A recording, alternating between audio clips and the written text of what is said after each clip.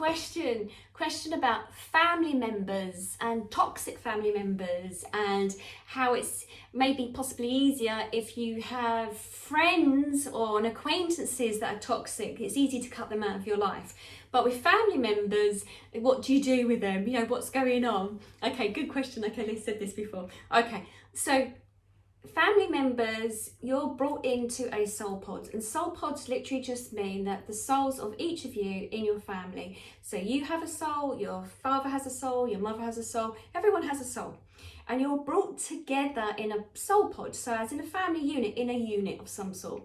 And the reason for that is because that there is they said the reason for that is that when you come into the soul pod, this family, there are lessons to be learned. Now sometimes that, and this is not for everyone, and this is, you know, it varies to some degree depending on the family and what's going on, but different family members can be from past lives too, that issues need to be worked out. You can have a reoccurring on a cycle of a situation where a family thing is being played out, and it could be a past life, as in you were maybe that person who might be your father in this life, but in a previous life may have been your father, or could have been a partner or a child or something else about them in their life, how you had a relationship with them.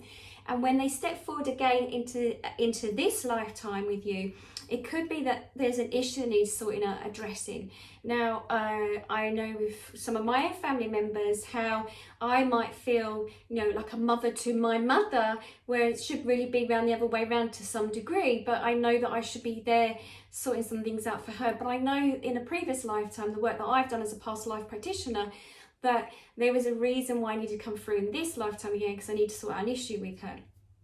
But saying that, there can also be about ancestral links. So whatever goes on in a family could be hundreds of years back. I mean, I've had this with working some of my clients as a therapist as well, where that we've tried to address certain issues in their life, but as a therapist working as I normally do, may not have knocked it on the head and sort of thought, okay, I know the answer to this, I know I can help this client.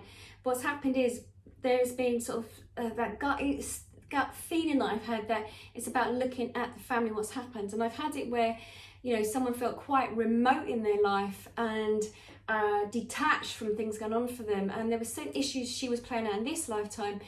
And when we went through ancestrally, I found out what the images I were being shown was that actually some of her family members were in the concentration camp. So and we know our body sort of feels the emotions, our body absorbs the emotions in ourselves and it holds on to them. So from that particular client where her family member was in the concentration camp, he was in so much fear that every day of his life he was in fear while I was in the concentration camp, that the chemicals in his body, you know, all the stress hormones were in his body. And when you have let's have a look, an overflow of certain chemicals in your body, it starts changing the format of how your cells work in your body, okay? And you start behaving in a different way, and you can hold on to that. Also, if we look at psychology about how he was when he left the concentration camp, thank God he was able to leave the concentration camp, the way he became as a character, quite reserved, quite detached, didn't want to join in, there's that as well. But she never knew that family member. And when we looked at how she behaved, it was very much linked to what had happened going back ancestrally. And I've had this with some women in their life where ancestrally that, you know, there might be some abuse going all the way back, or the women, there was some behaviour, or men, or whatever it is. And moving forward, like 6 generations, this person still has this in her link in her cells or his cells, because it's a family thing that's moved all the way through the family. Now, each of those family members, the interaction that you have with them actually, believe it or not, they just said this, helps you to grow. There's a reason for it. It helps you to expand yourself. They just said, friends are easy to get rid of if you're not happy with them. You move them out of your life and you don't see them. But family members are a bit tricky in the sense that there is an issue that needs to be resolved. And to get it resolved, you then won't have to come back again another lifetime to address it. Now, you might say, oh, I don't care about the future lifetime. I'm just dealing with it now. It's very hard work and I don't want to be dealing with it. But believe it or not, what I'm being told by source right now is that that person's come into your life for you to grow, to expand, for you to learn from this and what's it teaching you. So when people in your own family group, it's about that's why they thank you. One of my guides has just said that's why we put them as a family member, because we know it's not easy to get rid of them. So of course, with humans, when something's difficult, you want to push something away from you. You don't want to keep working on it. Like with friend groups, you can easily push them away. But if it's a family member, we know that you have to look at it. It's there in your face. Okay, thank you. They just turned around and said to me, also, that family member is also a reflection of yourself. There's something going on internally within you that needs to be addressed too.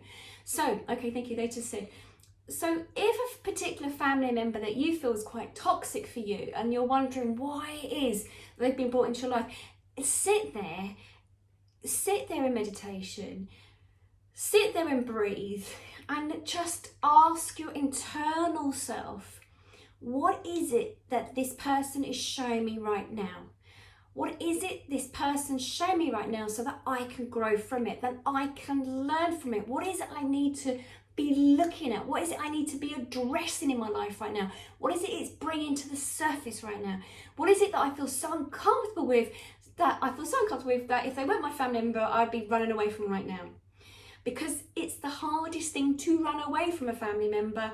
It's easier to run away from a friend. So that's why they've been brought up to show something to you, to reflect something back to you. Something needs to be addressed. And when it needs to be addressed means that your soul has chosen to learn that lesson. It's not about running away from family members. It's not about that. Doesn't matter how toxic they are.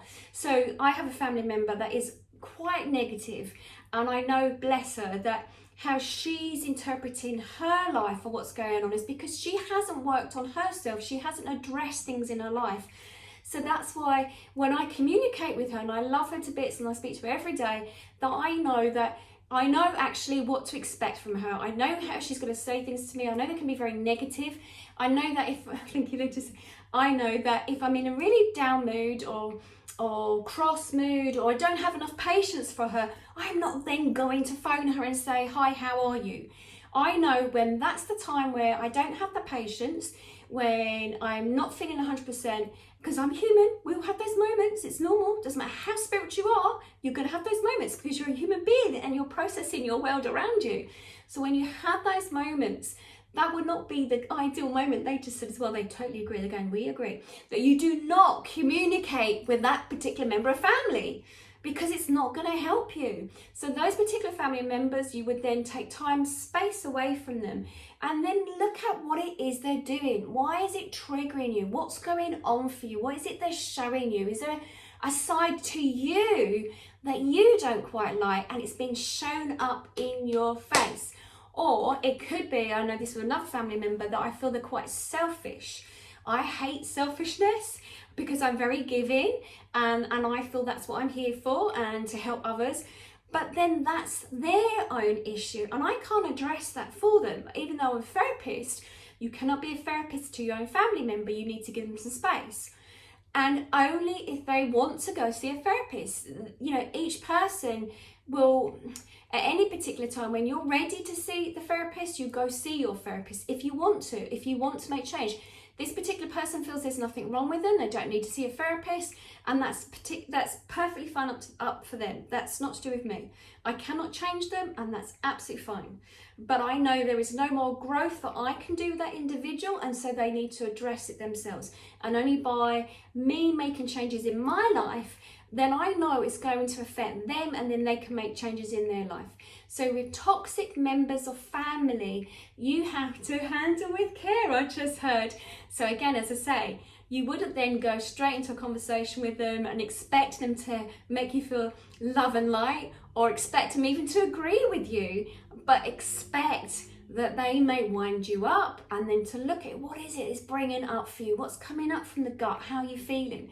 So the more that you tune into yourself, the more that you know yourself, the more that you know how you feel around certain people, foods, environment, locations, the more that you know about that, then you start to learn about yourself and why is it they possibly could be making you feel agitated, or they don't understand you. And also, you know, you outgrow families. So it might mean that you've outgrown your family and you need to move them to one side a little bit, and you take more time away from your family and you just come in when you want to. It could be empowering yourself. This could be this lifetime that you learn to empower yourself right now, for you to turn around and say, right, okay, enough is enough. They're my family members. I love them as they are where they are, but I can only take so much of them, and now it's self-preservation. And that might be another thing that you need to learn. It might be one of those lessons that you think, okay, it's about me empowering me right now so that I know I'm going to be okay, but I just need to put them to one side, and you park them to one side. So there could be so many reasons, but you have to look at what it is for you. But doing the work on yourself, by checking in on how you're feeling all the time, it will help you then to realise, God, you know, I'm in a really bad mood around that particular member of family. It could possibly be to do with what's going on for them, that they might be internally unhappy, or they got stuff they haven't addressed, and they also could be pushing it onto you. So you've got to get that balance of knowing where you are in yourself.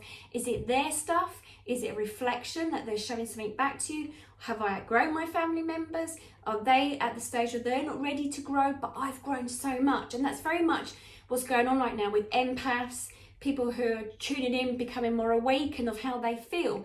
You've got to have those moments right now on this earth. That's what's happening a hell of a lot, that people are feeling uncomfortable with certain people in their life.